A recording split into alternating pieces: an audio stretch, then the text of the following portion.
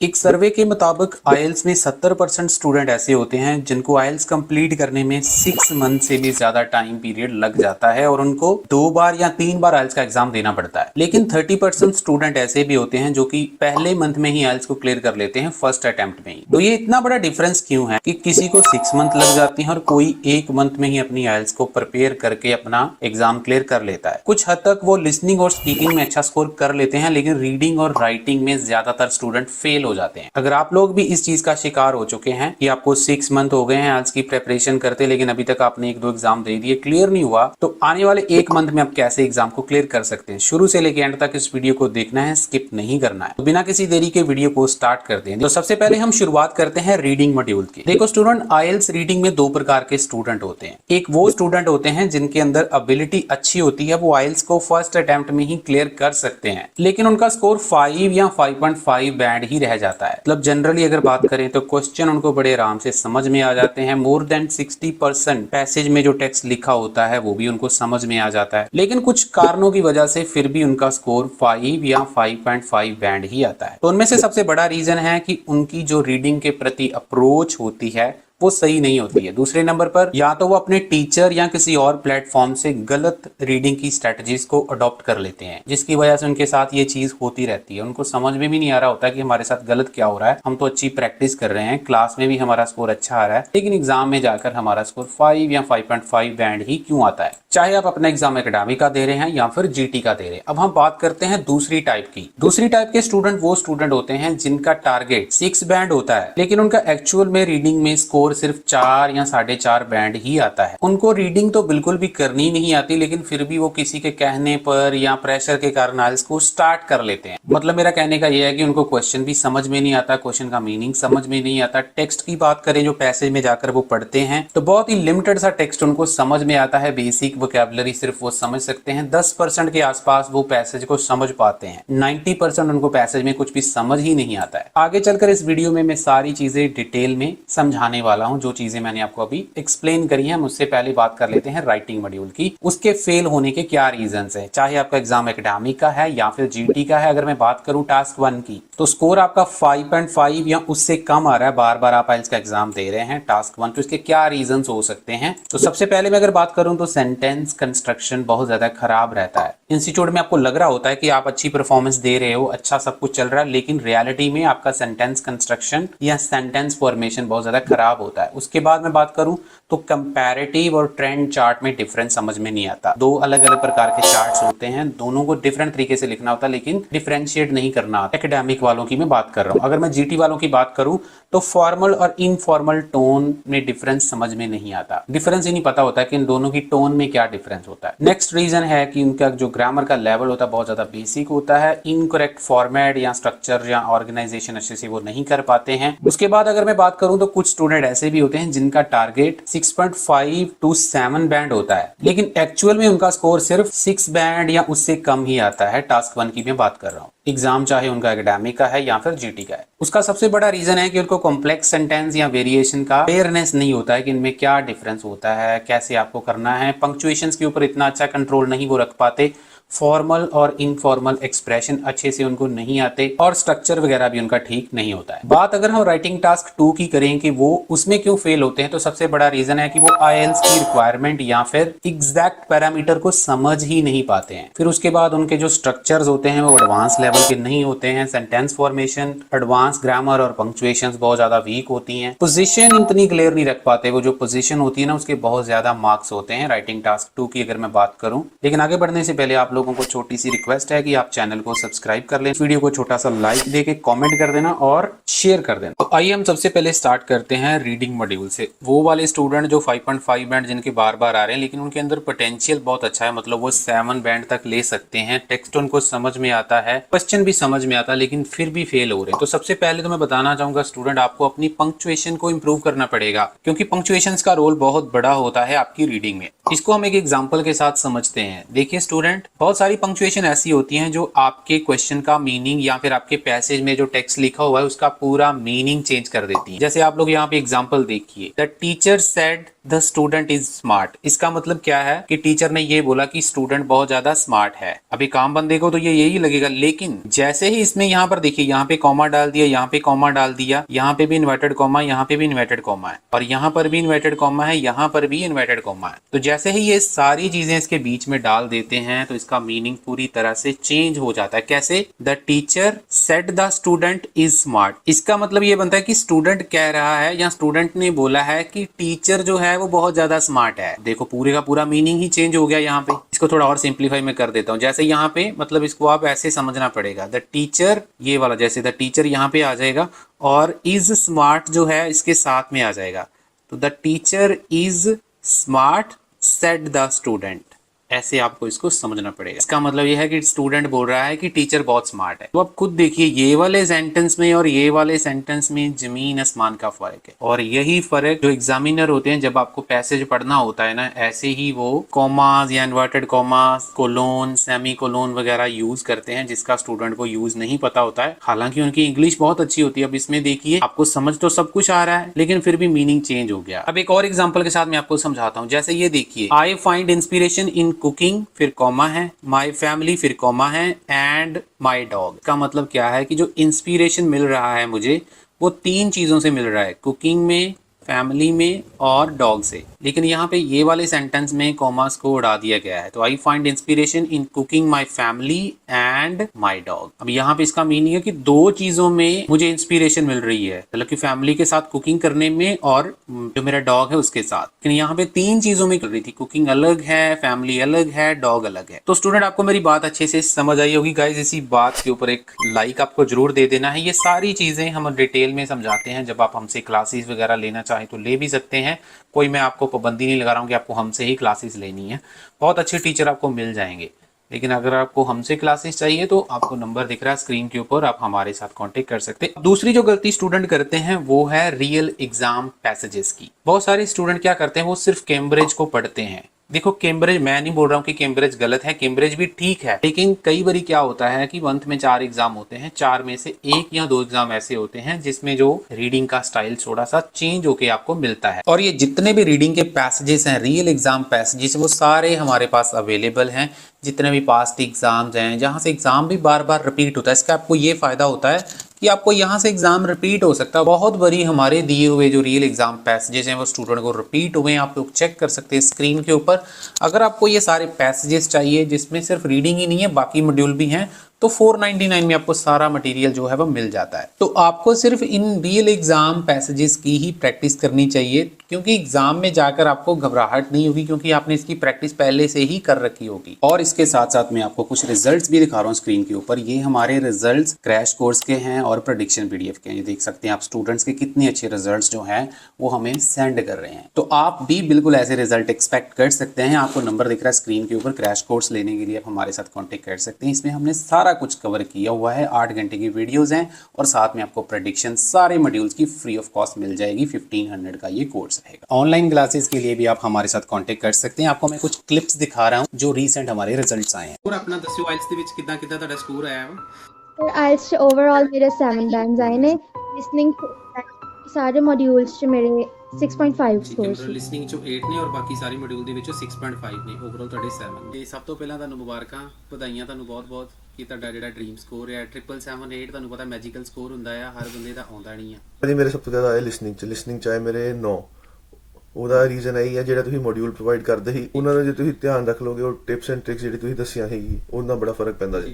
और दूसरे नंबर पर आपकी जो स्ट्रेटजीज होती हैं वो अपने क्लास टाइम में डेवलप करनी होती है, लेकिन आप डेवलप नहीं कर पाते, उसकी वजह से भी आप लोग फेल हो जाते हैं। थोड़ा सा लंबा जा सकता है वीडियो, इसका प्रैक्टिकल करके दिखाता हूँ कि कैसे कैसे आपको स्ट्रेटजीज बनानी होती हैं। सारी तो नहीं बता पाऊंगा लेकिन कुछ मैं बताने की कोशिश जरूर करूंगा। उसके बाद हम राइटिंग की बात करेंगे। स्टूडेंट्स देखिए, थर्ड पैसेज में यहाँ पर लिस्ट ऑफ हेडिंग दिख रहे हैं, तो मैं आप लोगों को एडवाइस करूंगा आपको सबसे पहले लिस्ट ऑफ हेडिंग करने हैं। लेकिन उसके साथ साथ आपको क्या करना है, ये जो ट्रू फॉल्स नॉट गिवन उसने दे रखे हैं, इसके इंपॉर्टेंट कीवर्ड्स को मार्क डाउन जरूर कर लेना है। जैसे कि आप लोग यहाँ पे देख सकते हैं, मैंने जितने भी इंपॉर्टेंट कीवर्ड्स हैं वो सारे मैंने मार्क डाउन कर लिए हैं। होल लैंग्वेज अप्रोच है, होल लैंग्वेज अप्रोच है, वर्ड्स टू साउंड है, द होल लैंग्वेज अप्रोच है, फोनिक्स है, ये सब मैंने अंडरलाइन कर लिए। और उसके बाद ये जो समरी है ये बहुत ज़्यादा डिफिकल्ट होती है। ये दो चीज़ों पे डिपेंड होती है, आपका ग्रामर और आपका वोकैबुलरी। अब इसको कैसे डील करना है वो भी मैं आपको बताऊंगा। स्टूडेंट्स देखिए, अगर आपकी आंखें बहुत तेज हैं तो आपको पहले सेक्शन से पता चल रहा है कि उसका आंसर उसने ऑलरेडी करके दे दिया है। भाई आपको सेक्शन ए को आपको पढ़ने की ज़रूरत नहीं है, लेकिन हम लोग क्या करेंगे, हफड़ा दपड़ी में हम ए सेक्शन को पढ़ लेंगे, उसका जिस्ट बना लेंगे और हमें पता चलेगा बाद में भी ये तो आंसर ऑलरेडी उसने करके दिया हुआ है।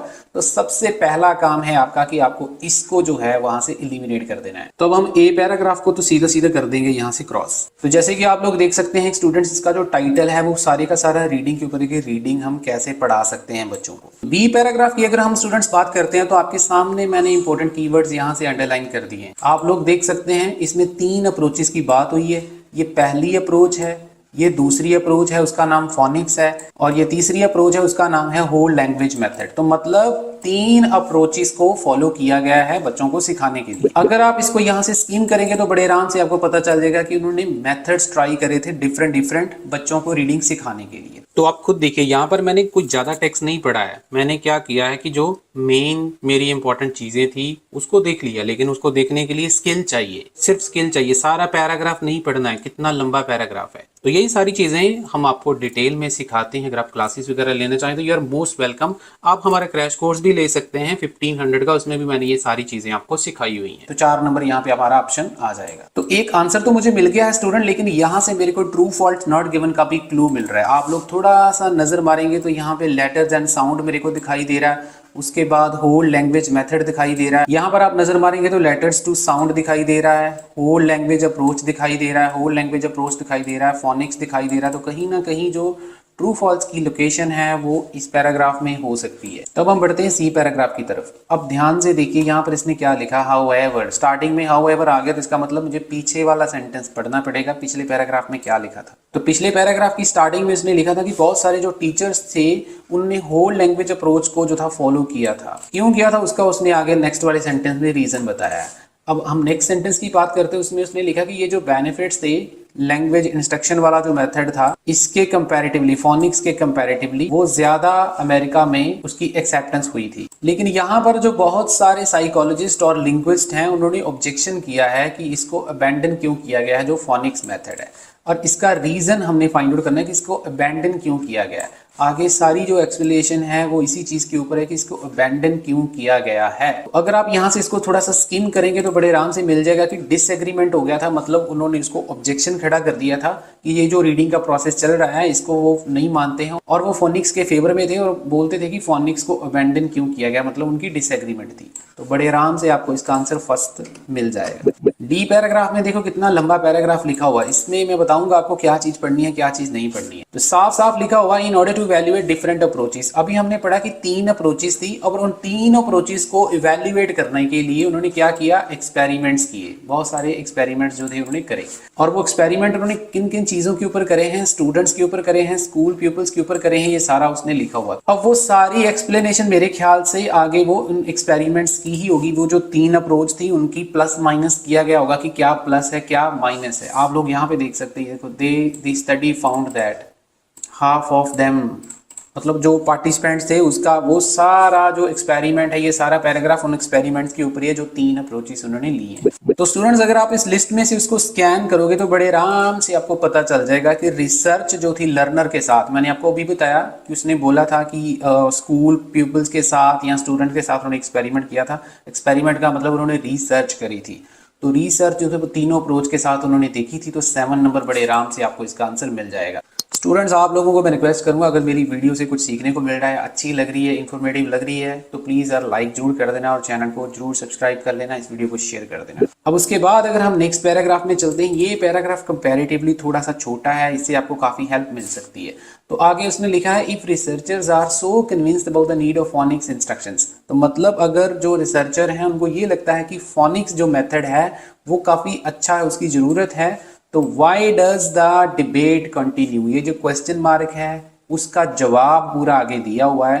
तो आप लोग देख सकते हैं यहाँ पे बिकॉज लिखा हुआ, तो मतलब उसका रीजन फाइंड आउट करने की कोशिश की गई है कि ऐसा क्यों हो रहा है, डिबेट क्यों हो रही है अगर फोनिक्स मेथड इतना कन्विंसिबल है रिसर्चर्स के लिए। तो तो अगर आप लोग स्टूडेंट इसको यहाँ से पूरा स्कीम स्कैन करेंगे तो बड़े आराम से आपको पता चल जाएगा कि रूट कॉज क्या था डिबेट का। तो सेकंड नंबर जो है आपका यहाँ से आंसर आ जाएगा। अब ये वाला पैराग्राफ एक ऐसा पैराग्राफ है स्टूडेंट, इसमें आपको थोड़ा सा समरी में भी हेल्प मिल सकती है कि समरी की लोकेशन यहाँ से शुरू हो रही है। जैसे कि आप लोग देख सकते हैं यहाँ पे कुछ वर्ड्स उसने यूज किए हैं, ट्रेडिशनल है, प्रोग्रेसिव है, जो कि आपको क्वेश्चन फॉर्म में दिए हुए हैं। ये देखिए स्टूडेंट्स, ये समरी है आपके सामने और ये जो लिस्ट उसने बना रखी है यहाँ पर आप लोग देख सकते हैं ई नंबर ऑप्शन है, लिंग्विस्टिक है, रिसर्च है, ट्रेडिशनलिस्ट है, ये सारी उसने लिस्ट में जो लिस्ट बनाई हुई है वो कुछ वर्ड्स आपको वहां पर भी दिखाई दे रहे हैं। तो कहीं ना कहीं जो समरी है वो यहाँ से शुरू होने वाली है। तो यहाँ से स्टूडेंट आपको डबल फायदा होने वाला है, क्योंकि अगर आप एफ ऑप्शन को नहीं भी अभी रीड करते हैं, क्योंकि अब जब समरी पढ़ेंगे हम तो समरी में एफ ऑप्शन कवर हो जाएगी, ई और एफ को हम दोबारा पढ़ेंगे, तो इसके लिए हम छोड़ सकते हैं, टाइम वेस्ट नहीं करना। 4 आंसर आपको ऑलरेडी बड़े आराम से मिल चुके हैं। तो हम अब बढ़ते हैं ट्रू फॉल्स नॉट गिवन की तरफ। तो चलिए हम 6 नंबर क्वेश्चन को रीड करते हैं। उसने लिखा है the whole language approach relates letter to sound. मतलब कहने का ये है कि जो होल लैंग्वेज अप्रोच है रीडिंग करने की वो लेटर टू साउंड से रिलेटेड है। तो क्या ये उससे रिलेटेड है या कोई और अप्रोच इससे रिलेटेड है लेटर टू साउंड से? तो लोकेशन स्टूडेंट्स मैंने आपको ऑलरेडी बता दिया था, बी पैराग्राफ में इसका लोकेशन था जब हम लिस्ट ऑफ हेडिंग सॉल्व कर रहे थे। अगर आप इसको यहाँ से रीड करेंगे आपको साफ पता चल रहा है, इसने लिखा हुआ है that is children are taught how to use their knowledge of alphabets to sound out words. This procedure constitute a second approach to teaching reading phonics. तो बहुत क्लियर आंसर लिखा हुआ कि ये जो साउंड आउट वर्ड्स वाली approach है वो सेकंड अप्रोच में है, जबकि जो थर्ड अप्रोच है वो है होल लैंग्वेज मेथड वाली। तो लेकिन मेरा क्वेश्चन उल्टा बोल रहा है, वो है कि होल लैंग्वेज मेथड जो है वो लेटर टू साउंड अप्रोच के साथ रिलेट करता है, लेकिन यहाँ पर उसने लिखा है फोनिक्स वाला जो मेथड है वो साउंड और वर्ड्स वाला जो लेटर वाला है उसको रिलेट करता है। तो आंसर फॉल्स हो जाएगा। अब हम बात करते हैं समरी की। स्टूडेंट्स मैंने आपको पहले बताया था ग्रामर और पैराफ्रेजिंग का रोल बहुत ज्यादा इंपॉर्टेंट है। वो कैसे है वो समझिए। यहाँ पर देखिए पहले क्वेश्चन में उसने लिखा है dash question the usefulness of research. तो डैश रिसर्च का मतलब, डैश क्वेश्चन का मतलब यहाँ पे सब्जेक्ट मिसिंग है और वर्ब जो है वो क्वेश्चन है। क्वेश्चन के साथ एस नहीं लगा हुआ तो जो पीछे आपका नाउन आएगा वो एस वाला होना चाहिए। तो यहाँ पर आपको 4 आंसर एस वाले दिखाई दे रहे हैं। इनमें से एक आंसर आएगा जहाँ ट्रेडिशनलिस्ट आएगा, जहाँ प्रोग्रेसिव्स आएगा, लिंग्विस्ट्स आएगा, यहाँ पर रिसर्च स्टडीज आएगा। तो आप लोग यहाँ पर देखिए मैंने आपको पहले ही बताया था ये वर्ड्स उसने यहाँ पे यूज करे हैं। तो बड़े आराम से उसने लिखा because the controversy is unmeshed in the philosophical differences between traditional and progressives। आगे उसने लिखा था progressive challenge the result of laboratory. तो मतलब उन्होंने चैलेंज किया था प्रोग्रेसिव ने। तो प्रोग्रेसिव के साथ यहाँ पे क्वेश्चन में एस लगा हुआ, तो इसलिए यहाँ पर आंसर जो है आपका ई आ जाएगा। तो हम नेक्स्ट की बात करते हैं दीज क्रिटिक्स। दीज क्रिटिक्स का मतलब ये जो आलोचक होते हैं प्रोग्रेसिव जो, उनको क्या लगता है, believe that dash is incompatible. अब यहाँ पे देखो इज लगा हुआ है तो ग्रामर हेल्प कर रही है कि पीछे जो नाउन आएगा वो सिंगुलर आएगा। तो सिंगुलर नाउन जो है वो ए, बी और सी, इन तीनों में से एक आंसर आएगा 100%। तो क्या चीज इनकम्पैटिबल है, मतलब सूट नहीं करती है स्टूडेंट सेंटर्ड लर्निंग को। तो यहाँ पर आप लोग देख सकते हैं ये स्केप्टिक्स जो है वो क्रिटिक्स के लिए वर्ड यूज किया जाता है। They champion student centred learn and teacher empowerment sadly fail to realise that admirable values are equally consistent with the teaching of phonics. तो आपको यहाँ पे बड़े आराम से पता चल रहा है कि 3 मेथड उसने दिए हुए हैं और ए वाला फोनिक मेथड है, तो यहाँ पर बड़े आराम से आपका आंसर ए आ जाएगा। अब हमारे पास 2 आंसर्स बचे हुए हैं। जिसने लिखा है in the future teachers need to be aware so that they understand। आगे भी उसने लिखा है they should not however ignore the idea of। यहाँ पे लिखा हुआ है teachers need to strike a balance but in doing we urge them to remember that reading must be grounded in firm understanding of connections between letters and sounds। educators who deny, यहाँ पे teachers दोबारा से word उसको paraphrase किया, educators who deny this reality are neglecting the decades of research, they are also neglecting the needs of their students। तो यहाँ पर 2 answers possible हैं, एक तो रिसर्च वाला है, एक कुछ और आ सकता है। तो हम लोग क्या करेंगे, दोनों ही जगह पर एक ही आंसर्स लगा देंगे। तो जैसे आप लोग देख सकते हैं यहाँ पर जी में रिसर्च वर्ड यूज किया हुआ है, तो दोनों ही जगह पर हम जी आंसर लगा देंगे और हमारा एक आंसर और जो है वो ठीक हो जाएगा। तो यहाँ पर मैंने 3 आंसर यहाँ से भी ठीक कर लिए, बड़े आराम से मुझे मिल गए। तो ये जो रियल एग्जाम वाला पैसेज था ना, ये 21 अक्टूबर को आया था। तो मैं आपको बताना चाहूंगा स्टूडेंट, अगर आप लोग रियल एग्जाम की प्रैक्टिस करते हैं तो आपको इसका फायदा मिलता है, क्योंकि वो रिपीट भी हो सकते हैं और आपको एक्चुअल लेवल पता भी चलता है। ये तो मैंने कुछ ही टेक्निक टेक्निक्स आपको बताई हैं जो आपको एग्जाम में अप्लाई करनी चाहिए, लेकिन इसके अलावा भी बहुत सारी चीजें होती हैं जो आपको हम क्लास सेशन में ही प्रोवाइड कर सकते हैं। दूसरे नंबर पर, और जो स्टूडेंट जिनका लेवल अच्छा नहीं है, उनको टेक्स्ट समझ में नहीं आता, पैसेज में क्या लिखा हुआ है उसका थोड़ा बहुत भी मीनिंग नहीं पता चलता, ग्रामर कमजोर है, वो अपना टाइम वेस्ट मत करें। पहले आप लोगों को इंग्लिश सीखनी पड़ेगी। किसी भी इंस्टीट्यूट को ज्वाइन करने से पहले आप लोग अपनी इंग्लिश की स्किल्स को डेवलप करें, फिर आप आइल्स कर पाएंगे। अदरवाइज आपका टाइम वेस्ट होता रहेगा, 2 4 6 महीने लग जाएंगे, आइल्स क्लियर नहीं हो पाएगी। लेकिन जिनका लेवल थोड़ा ठीक है, जैसे मैंने आपको अभी बताया, अगर आप खुद सोच के देखिए आप किस लेवल पे खड़े हैं, तो आप मेरे साथ भी कांटेक्ट कर सकते हैं, मैं भी आपकी रीडिंग इंप्रूव करवा सकता हूं। बाकी अगर मैं राइटिंग की बात करूं, जिसमें मैंने आपको टास्क 1 का बताया कि आपको कंपैरेटिव चार्ट या ट्रेंड चार्ट का डिफरेंस नहीं समझ में आता, सेंटेंस नहीं बनाना आता, बेसिक ग्रामर आपको समझ में नहीं आती, ये सारी चीजें हमने अपने क्रैश कोर्स में बहुत ज़्यादा डिटेल में अच्छे तरीके से कवर करी है, इजी तरीके से कवर करी है। उसके बाद जैसे टास्क 2 की बात करें तो आईटीपी के जितने भी पैरामीटर्स होते हैं जिसको आपको ध्यान में रखना होता है जब आप राइटिंग टास्क लिखते हैं, आपकी पोजीशन कैसी होनी चाहिए, एडवांस में स्ट्रक्चर क्या होता है, ये सारी चीज़ों को, पंक्चुएशंस को हमने अपने क्रैश कोर्स में अच्छे से कवर किया है। बाकी आईटीपी के जो पैरामीटर्स हैं उसका लिंक मैंने कमेंट सेक्शन में छोड़ दिया, आप वहां पे जाकर इसको जरूर एक बार चेक कर लें, क्योंकि राइटिंग की ये सारी चीजें अगर मैं कवर करूंगा तो वीडियो बहुत ज्यादा लंबा हो जाएगा। लेकिन अगर आपको इसके ऊपर वीडियो चाहिए तो प्लीज मुझे कॉमेंट सेक्शन में कॉमेंट करके बताएं, मैं राइटिंग के ऊपर वीडियो जरूर लेकर आऊंगा जिसमें आपको सारी चीजें एक्सप्लेन कर दूं। Thank you so much. इस वीडियो को ज्यादा से ज्यादा शेयर कर देना, लाइक कर देना और सब्सक्राइब कर लेना चैनल को। Thank you so much.